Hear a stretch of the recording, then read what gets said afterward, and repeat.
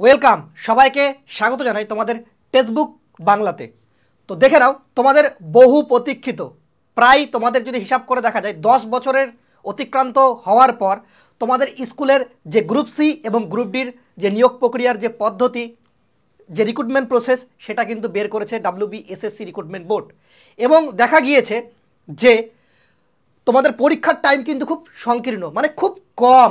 ঠিক আছে, এই টাইম পিরিয়ডের মধ্যে বা মুহূর্তের মধ্যে সবথেকে বেশি যে স্মার্ট ওয়ার্ক করতে পারবে সে কিন্তু এই চাকরিটা লুফে নিতে পারবে।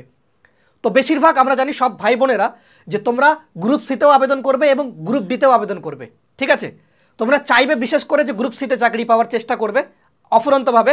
অনেকে আবার চাইবে যে গ্রুপ ডিতে চাকরি পেলেও আমার চলে যাবে, গ্রুপ সি গ্রুপ ডি যে কোনো একটা পেলে আমি চলে যাব। তো মাথায় রাখবে ইতিমধ্যে তোমরা দেখে নিয়েছো যে স্কুলের যে শিক্ষক এবং শিক্ষিকা নিয়োগের যে প্রক্রিয়া হয়েছিল সেখানে কিন্তু 60 নম্বর পেয়েছে। ঠিক আছে, তারা কি কোনো মেশিন বা কোনো যন্ত্র না, তারা মানুষ।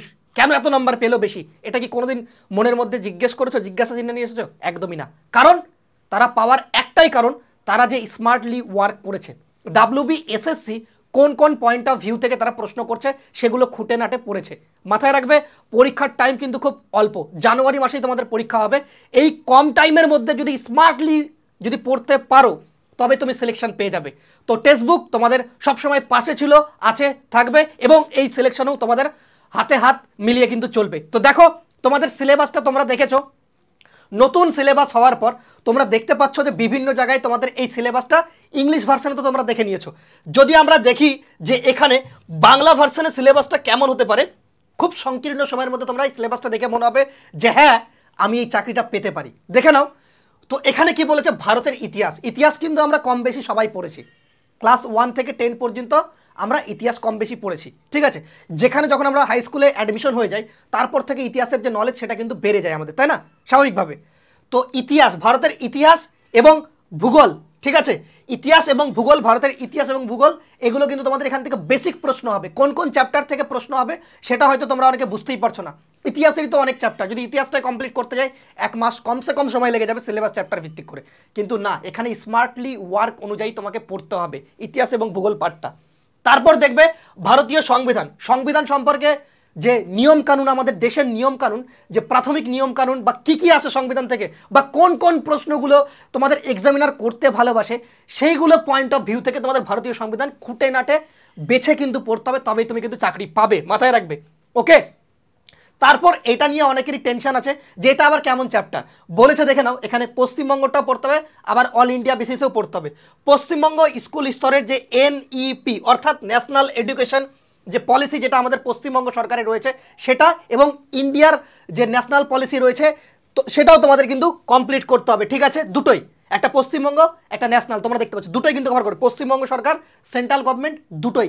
ওকে, লিঙ্গ সচেতনতা, তোমাদের যে নিয়ম কানুন লিঙ্গ সচেতনতা, তোমরা এটা নিয়ে অনেকে ভয় পাচ্ছ। আরে লিঙ্গ সচেতনতা যদি তোমরা প্রিভিয়াস ইয়ার ফলো করে কিছু কিছু এক্সামে তোমরা দেখবে যে বাইরের এক্সামে, বেসিক্যালি এটা তোমাদের হচ্ছে যে বাইরের এক্সাম থেকে কিন্তু কপি করে এনেছে সরকার। ঠিক আছে, তোমরা দেখতে পাচ্ছ লিঙ্গ সচেতনতা, বিহার ওই সাইডের কিছু স্টেটের, রাজস্থানের কিছু এমন এক্সাম বোর্ড আছে যেগুলোতে তোমাদের এই চ্যাপ্টারটা আছে, এবং সেগুলোকে যদি তোমরা ট্রান্সলেট করে বাংলায় পড়তে পারো খুব সুবিধা হবে এবং খুব সহজেই বুঝতে পারবে। চ্যাপ্টারটা কিন্তু অনেক ইন্টারেস্টেড এবং খুব সহজেই তোমরা বুঝতে পারবে। সবগুলোই আমি তোমাদের পড়াবো, কোনো অসুবিধা নেই। ঠিক আছে, একদমই ভয় পাবে না।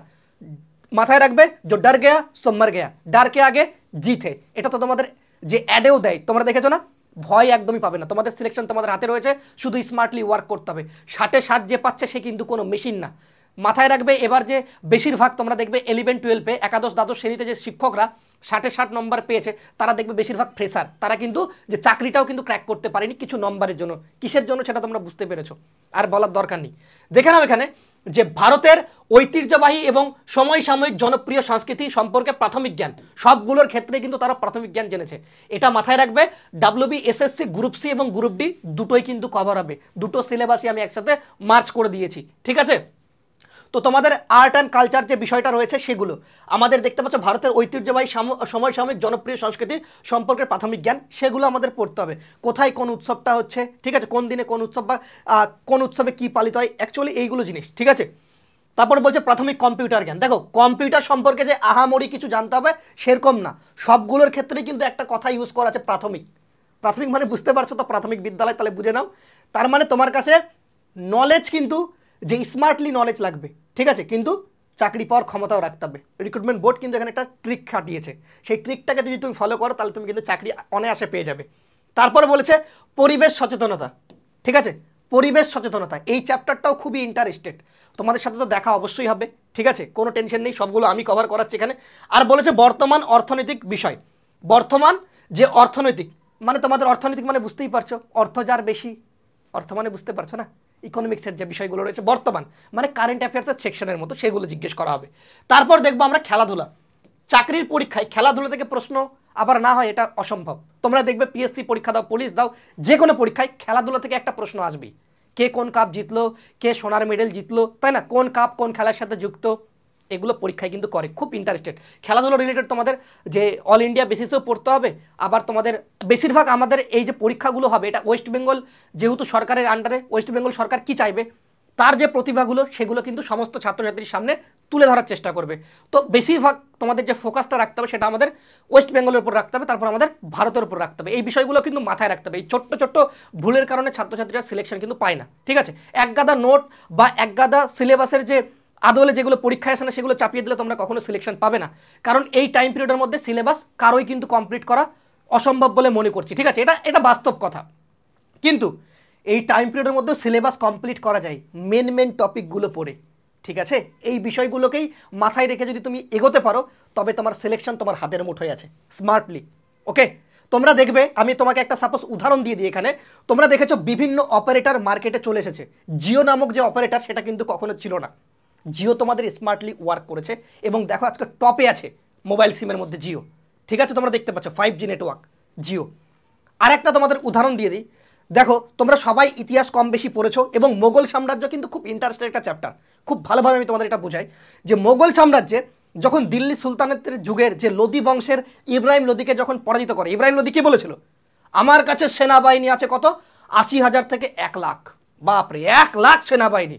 বাবরের কাছে কত আছে 12,000, বাবর কোনোদিন জিততে পারবে না। বাবর কি করলো, জিততে না পারলে কি হবে, স্মার্টলি ওয়ার্ক খাটাবো, দিমাগ কা খেলে দোস্ত, ঠিক আছে, কি করলো, নিয়ে আসলো কামানের ব্যবস্থা, বারুদের, তারপর গোলা বারুদ, তারপর যে তোমরা দেখেছো না যুদ্ধে কামানটাকে ইউজ হয় যেটা, ঠিক আছে, সেটাকে বললো রুমি কৌশল, সেই কৌশলের মাধ্যমে তিনি এই যুদ্ধ জয় করলো এবং মোগল সাম্রাজ্যের প্রতিষ্ঠা করলো।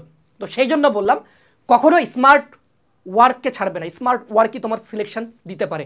আমি আর একটা উদাহরণ তোমাদের বলে দিই, তোমার বাড়ির পাশে একটা ছেলে দেখবে বিভিন্ন চাকরির পরীক্ষায় বারংবার পাশ করে যাচ্ছে, তার কারণ কি, তার কাছে কি নলেজ খুব আছে, দেখবে সে মাধ্যমিক পরীক্ষায় তোমার থেকেও অনেক কম নম্বর পেয়েছে, কেন, কিভাবে পসিবল, এটা সে স্মার্ট ওয়ার্ক করে, কোন কোন রিক্রুটমেন্ট বোর্ড কোন কোন জায়গা থেকে প্রশ্ন করতে ভালোবাসে সে প্রিভিয়াস ইয়ার ঘেটে, বা কোন কোন চ্যাপ্টার থেকে এক্সামিনাররা প্রশ্ন করতে ভালোবাসে সেগুলো সে তার যে আওতায় সেটা কিন্তু নিয়ে এসেছে, তার হাতের মুঠোয় আছে।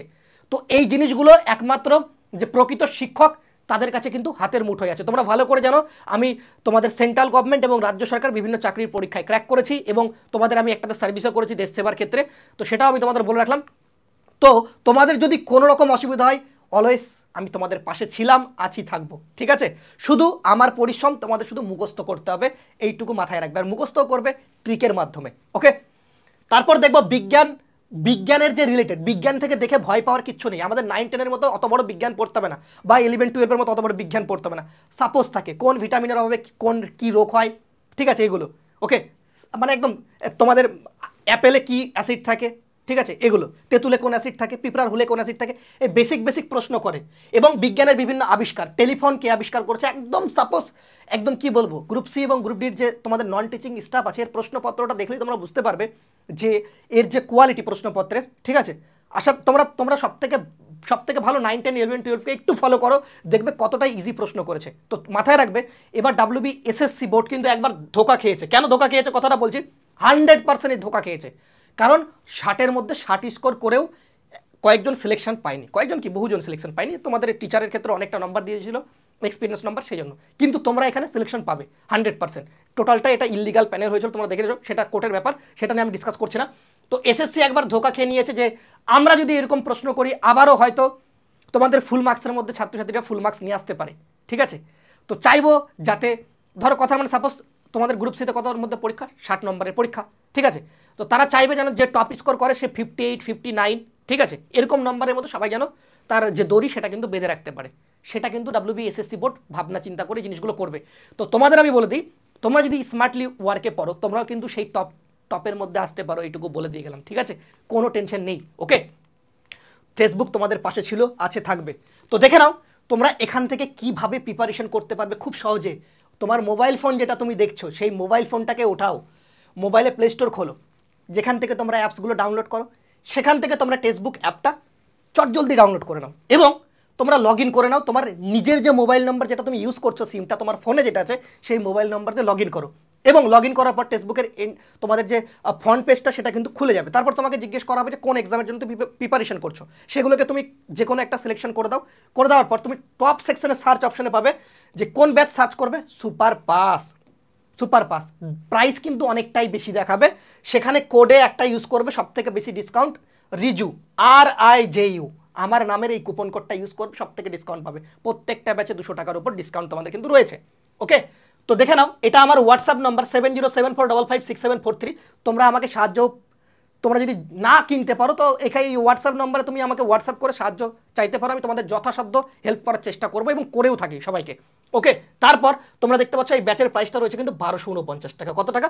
1249 টাকা। এই 1249 টাকার বিনিময়ে তোমাদের যে আমরা প্রিপারেশনটা দেবো, এই প্রিপারেশনে তোমাদের একটা কথা আছে, খেলা হবে বন্ধু, খেলা হবে, পরীক্ষার পর ভয়ঙ্কর খেলা হবে, ঠিক আছে। এবং তোমাদের আমি আজকে এখানে বলে যাই, যারা যারা টেক্সটবুক বাংলা থেকে পাস করে যাবে এই ব্যাচ থেকে পড়ার পর, আমি ভরসা তোমাদের দিয়ে গেলাম তোমরা সবাই পাস করবে যদি ভালো করে আমার কথা অনুযায়ী চলো। জিকের ক্ষেত্রে ফুল মার্কসটা তোমাদের হাতে আমি তুলে দেবো, শুধু তোমাদের পড়তে হবে, বাস এইটুকুই। আর একটা কথা, তোমরা যখন ইন্টারভিউয়ে ডাক পাবে, ইন্টারভিউয়ের ক্ষেত্রেও আমি তোমাদের ফ্রি অফ কস্ট, কোনো রকম চার্জেস দিতে হবে না, আমি তোমাদের অবশ্যই গাইড করব। তো সবাই ভালো থেকো, সুস্থ থেকো, জয় হিন্দ, জয় ভারত, বন্দে মাতরম।